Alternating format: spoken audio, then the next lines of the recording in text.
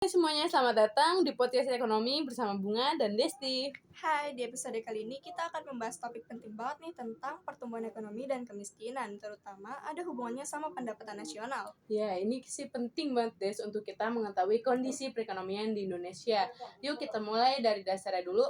Oke, jadi pendapatan nasional itu gampangnya nilai total semua barang dan jasa yang diproduksi di suatu negara selama 1 tahun. Nah, jadi kalau pendapatan nasionalnya meningkat, perekonomian di negara itu tumbuh, di mana bisa disebut dengan pertumbuhan ekonomi yang dapat diukur dari peningkatan produk domestik bruto atau PDB real. Bener banget, Bung. Tapi kalau pertumbuhannya tinggi, belum tentu bikin masyarakat sejahtera. Kadang hanya beberapa kelompok saja yang merasa menikmati.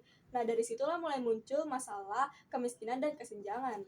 Nah, jadi kalau dilihat dari Badan Pusat Statistik atau BPS, perekonomian di Indonesia pada tahun 2024 sekitar 5,05%, naik nih daripada tahun sebelumnya. Tapi menariknya, meskipun pertumbuhan naik, angka kemiskinan di Maret 2024 masih di sekitar 9,03%.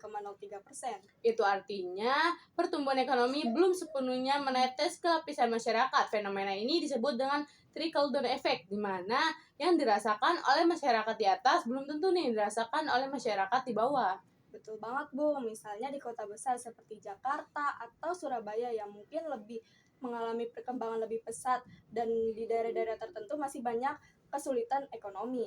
Nah, ini bisa disimpulkan. Jadi, pertumbuhan ekonomi dan kemiskinan itu saling berkaitan, di mana jika pertumbuhan tidak merata, kemiskinan tetap ada.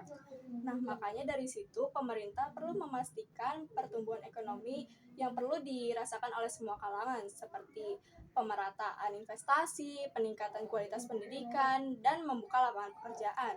Nah, kalau bisa tercapai, bukan cuma ekonomi yang tumbuh, tapi kesejahteraan masyarakatnya meningkat.